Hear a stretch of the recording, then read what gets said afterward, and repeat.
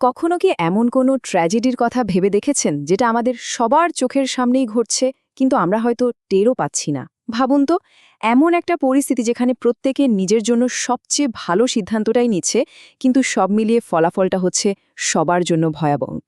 ঠিক এটাই হলো ট্র্যাজেডি অফ দ্য কমন্স। আজকের এই আলোচনায় আমরা ঠিক এটাই বোঝার চেষ্টা করব।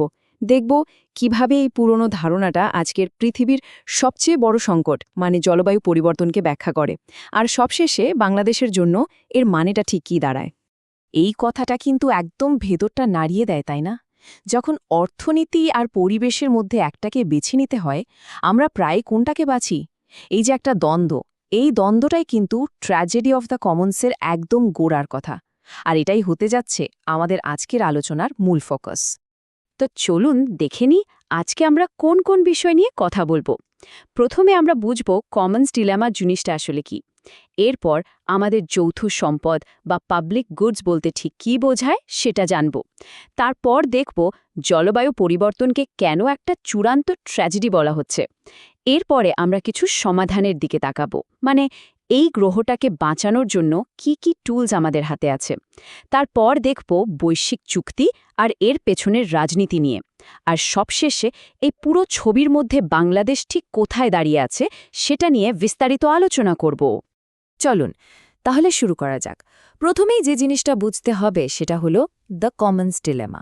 আচ্ছা, এমনটা কেন হয় যে নিজের ভালো করতে গিয়ে সবার ক্ষতি হয়ে যায়? এই প্রশ্নটার উত্তরই আমরা এখন খুঁজব। বিষয়টা বুঝতে একটা সহজ উদাহরণ দিই। ধরুন একটা নদী, যেটা আমাদের সবার যৌথ সম্পদ।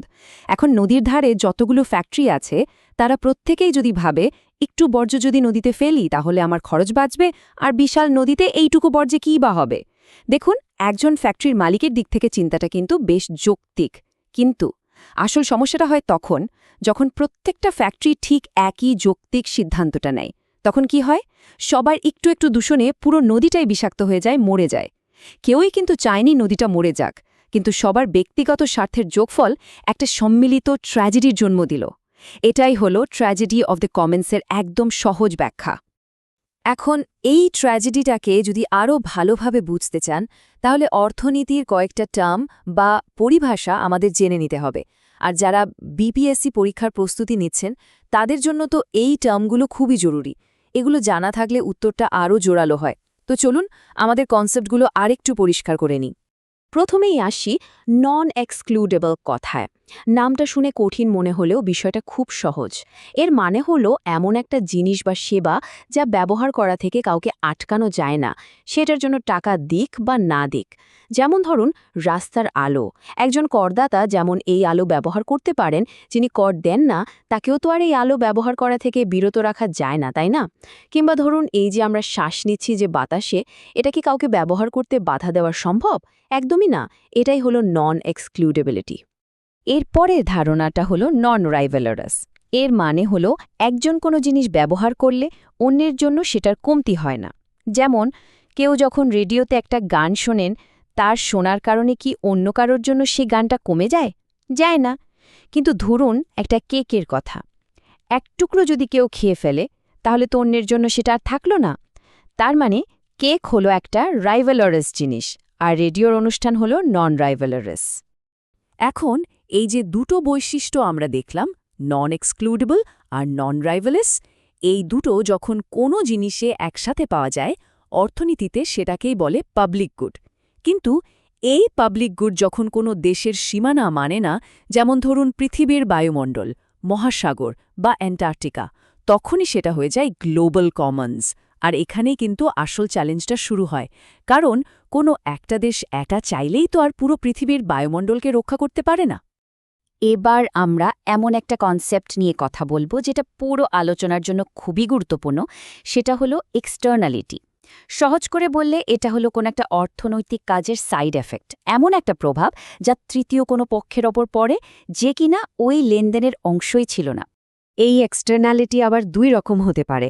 একটা হলো পজিটিভ মানে ভালো সাইড এফেক্ট। যেমন ধরুন, একজন তার বাড়ির পাশে একটা ফুলের বাগান করলেন। তিনি বাগানটা করেছেন নিজের আনন্দের জন্য, তাই না? কিন্তু সেই ফুলের সুবাস যখন প্রতিবেশীরাও পাচ্ছেন, তখন এটা একটা পজিটিভ এক্সটার্নালিটি। আর অন্যদিকে আছে নেগেটিভ এক্সটার্নালিটি। যেমন একটা ফ্যাক্টরি তার খরচ বাঁচাতে গিয়ে দূষিত ধোঁয়া বাতাসে ছাড়ল। এতে ফ্যাক্টরির লাভ হলো, কিন্তু আশপাশের মানুষের স্বাস্থ্যহানি হলো, পরিবেশের ক্ষতি হলো। এই যে সমাজের ওপর একটা বাড়তি খরচ চাপিয়ে দেওয়া হলো, এটাই হলো নেগেটিভ এক্সটার্নালিটি। আর যদি প্রশ্ন করা হয় মানব ইতিহাসের সবচেয়ে বড় নেগেটিভ এক্সটার্নালিটি কোনটা, উত্তর একটাই, জলবায়ু পরিবর্তন। তো আমরা বেশ কয়েকটা গুরুত্বপূর্ণ ধারণা শিখলাম, তাই না? Tragedy of the commons, global commons, negative externality. এখন সময় হয়েছে এই সবগুলোকে একসাথে করে সবচেয়ে বড় ধাঁধাটার সমাধান খোঁজার। আর সেই ধাঁধাটা কি? মানবিতিহাসের সবচেয়ে বড় আর জটিল সংকট, জলবায়ু পরিবর্তন। একটু ভেবে দেখুন, পৃথিবীর জলবায়ু বা বায়ুমণ্ডল, এটা কি আমাদের সবার জন্য একটা গ্লোবাল কমন নয়? অবশ্যই, এটা নন এক্সক্লুডেবল, আবার নন রাইভালাসও বটে। এখন শিল্প বিপ্লবের পর থেকে প্রত্যেকটা দেশ তাদের উন্নতির জন্য জীবাশ্ম জ্বালানি মানে কয়লা, তেল, গ্যাস পুড়িয়েছে নিজেদের দেশের অর্থনৈতিক প্রবৃদ্ধির জন্য। এটা তাদের কাছে একটা যৌক্তিক কাজই ছিল। কিন্তু এর ফলে যে বিপুল পরিমাণ কার্বন ডাইঅক্সাইড বাতাসে মিশেছে, সেই নেগেটিভ এক্সটার্নালিটি বা পার্শ্ব প্রতিক্রিয়ার ফলটা কি হয়েছে? পুরো গ্রহের তাপমাত্রা বেড়ে গেছে। ফলে আমরা সবাই মিলে নিজেদের অজান্তেই একটা ভয়াবহ ট্র্যাজেডির জন্ম দিয়েছি। ট্র্যাজেডি অফ দ্য কমন্সের সবচেয়ে বড় উদাহরণ। এখন প্রশ্ন হলো, এই ভয়ঙ্কর পরিস্থিতি থেকে বের হওয়ার উপায় কি? মানে সরকারগুলোর হাতে কি কি অস্ত্র আছে? চলুন এবার সেই সমাধান বা পলিসি টুলকিটগুলো নিয়ে একটু কথা বলা যাক। এই সমস্যাটা সামলানোর জন্য সরকারগুলোর হাতে মূলত দুই ধরনের রাস্তা আছে। প্রথমটা হলো রেগুলেটরি পলিসি বা সরাসরি নিয়ন্ত্রণের রাস্তা। অনেকটা কড়া হেডমাস্টারের মতো। সরকার আইন করে বলে দেবে, তুমি এর চেয়ে বেশি দূষণ করতে পারবে না, ব্যাস। এটা একটা সরাসরি নির্দেশ। আর দ্বিতীয় রাস্তাটা হলো মার্কেট বেসড পলিসি বা বাজার ভিত্তিক উপায়। এটা একটু কৌশলী। সরকার এখানে সরাসরি হুকুম না দিয়ে দূষণের ওপর একটা ট্যাক্স বসিয়ে দেয়, অথবা দূষণ করার জন্য লাইসেন্স কেনা বেচার একটা বাজার তৈরি করে। ফলে দূষণ করাটা কোম্পানিগুলোর জন্য বেশ খরচা সাপেক্ষ হয়ে ওঠে। আর তখন তারা খরচ বাঁচাতে নিজেরাই দূষণ কমানোর জন্য নতুন নতুন প্রযুক্তি খুঁজে বের করে। এই বাজারভিত্তিক নীতিগুলোর মধ্যে কয়েকটা খুব জনপ্রিয় উপায় আছে, যেগুলো পরীক্ষার্থীদের জন্য জেনে রাখা খুব দরকার। যেমন দূষণের উপর সরাসরি কর বসানো, যাকে প্রাইস চয়েস পলিসি বলে। আরেকটা হলো ক্যাপ অ্যান্ড ট্রেড। এখানে সরকার মোট দূষণের একটা সর্বোচ্চ সীমা বা ক্যাপ ঠিক করে দেয়। তারপর কোম্পানিগুলোকে দূষণের পারমিট বা লাইসেন্স দেয়া হয়। এখন যে কোম্পানি কম দূষণ করে তার কাছে বাড়তি পারমিট থেকে যায়, সে তখন সেই পারমিটটা অন্য কোনো কোম্পানির কাছে বিক্রি করে লাভ করতে পারে। দারুণ একটা আইডিয়া, তাই না? দূষণ কমানোর জন্য এটা খুব শক্তিশালী একটা অর্থনৈতিক উৎসাহ হিসেবে কাজ করে। কিন্তু এই পলিসিগুলো তো একটা দেশের ভেতরের ব্যাপার। জলবায়ু পরিবর্তন তো কোনো দেশের সীমানা মানে না। তাহলে বৈশ্বিক পর্যায়ে কি হচ্ছে? চলুন এবার আন্তর্জাতিক রাজনীতির ময়দানে ঢোকা যাক। আন্তর্জাতিক জলবায়ু রাজনীতির একদম কেন্দ্রে আছে একটা সংখ্যা, 1.5 ডিগ্রি সেলসিয়াস। এই সংখ্যাটা কিন্তু কোনো রাজনৈতিক দর কষাকষির ফল না। এটা হলে বিজ্ঞানীদের দেয়া শেষ সতর্ক সংকেত। বিজ্ঞানীরা বলছেন, পৃথিবীর গড় তাপমাত্রা যদি শিল্প বিপ্লবের আগের সময়ের চেয়ে 1.5 ডিগ্রির বেশি বেড়ে যায়, তাহলে আমরা এমন একটা অবস্থায় পৌঁছে যাব যেখান থেকে ফেরার আর কোনো পথ থাকবে না। বন্যা, খরা, সাইক্লোন সব কিছু আমাদের নিয়ন্ত্রণের বাইরে চলে যাবে। এই 1.5 ডিগ্রি লক্ষ্যমাত্রাটাকেই বাঁচানোর জন্য 2015 সালে সারা বিশ্ব একটা ঐতিহাসিক চুক্তিতে একমত হয়, যেটার নাম প্যারিস এগ্রিমেন্ট।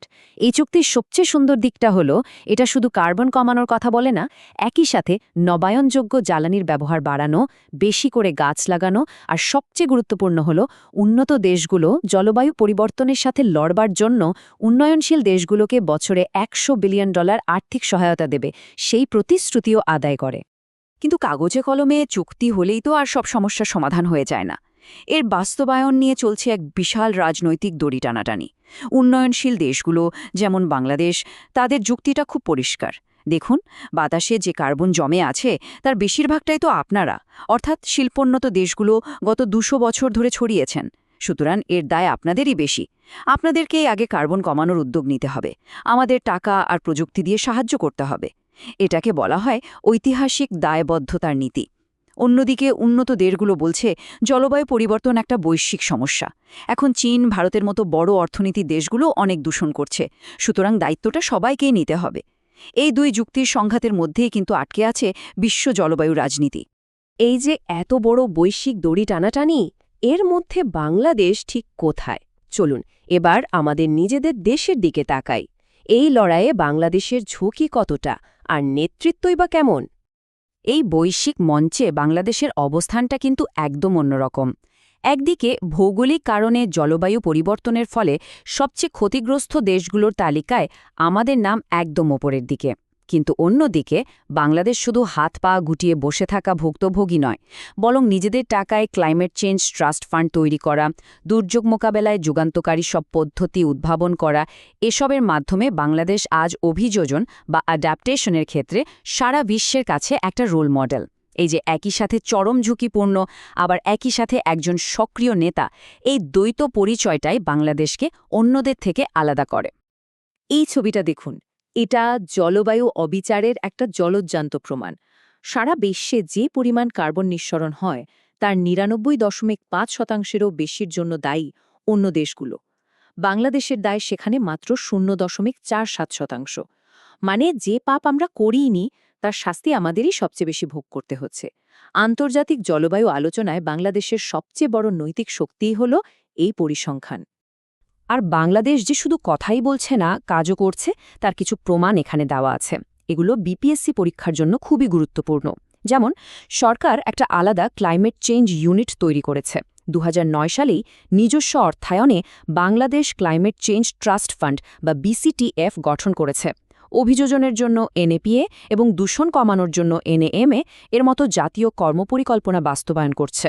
আর সবচেয়ে বড় কথা, ২০৪১ সালের মধ্যে দেশের মোট বিদ্যুতের ৪০% নবায়নযোগ্য উৎস থেকে আনার মতো বিশাল এক লক্ষ্যমাত্রা ঠিক করেছে।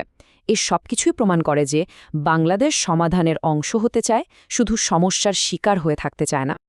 তো সব আলোচনা শেষে আমরা আবার সেই মূল প্রশ্নটাতে ফিরে আসি। এই গ্রহটাকে বাঁচানোর আসল দায়িত্বটা কার? যারা শত শত বছর ধরে দূষণ করে আজকের এই সংকট তৈরি করেছে, সেই উন্নত দেশগুলোর? নাকি এই সংকটের ফল ভোগ করা পৃথিবীর প্রতিটি দেশের? এই প্রশ্নের উত্তরের মধ্যেই লুকিয়ে আছে আমাদের সবার ভবিষ্যৎ। আর একজন ভবিষ্যৎ নীতি নির্ধারক হিসেবে এই প্রশ্নের একটা ন্যায্য এবং বাস্তবসম্মত উত্তর খুঁজে বের করার চ্যালেঞ্জটা কিন্তু আমাদের সবার।